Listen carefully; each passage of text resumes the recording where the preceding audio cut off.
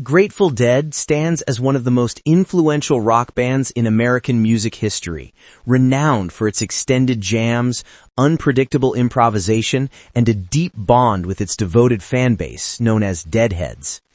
Throughout their career, which began in the mid-1960s, the band went through numerous lineup changes and musical eras. Yet one of the most compelling aspects of their legacy is how the final performances of departed members have become powerful, emotional milestones for fans. Rolling Stone traces the last recorded performances of Grateful Dead members who have passed away, a historical record that goes beyond death itself and instead celebrates music that continues to live on through recordings, bootlegs, and collective memory. Thanks to the band's uniquely organized and passionate taping community, nearly every concert, including these final appearances, has been preserved and shared across generations. One of the most significant moments in the band's history was the final performance of Jerry Garcia, the iconic frontman and spiritual leader of the Grateful Dead. On July 9, 1995, the band took the stage at Soldier Field in Chicago during what would become their final tour. The encore opener that night, Box of Rain, is widely recognized as the last song ever performed on stage by the original Grateful Dead lineup. Garcia passed away just 1 month later, cementing the concert's place in rock history. Earlier in the band's journey, founding member Ron "Pigpen" McKernan played his final show with the Grateful Dead on June 17, 1972, at the Hollywood Bowl.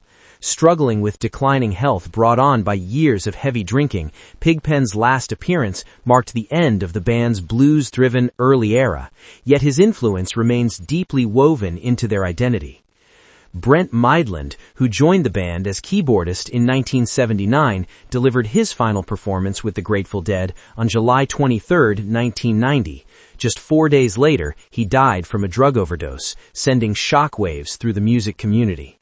His successor, Vince Welnick, would later perform his own final concert on April 14, 2006, with projects outside the Grateful Dead universe.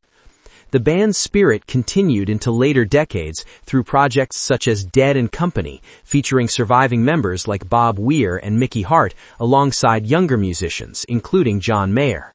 Bob Weir's own final performance following his cancer diagnosis took place on August 3, 2025 at Golden Gate Park in San Francisco during the Grateful Dead's 60th anniversary celebration. The event was widely viewed as both an emotional farewell and a triumphant celebration of the band's enduring legacy. What makes these final performances so meaningful is their historical and emotional weight. They serve as reminders that Grateful Dead was never just a band, it was a living cultural movement.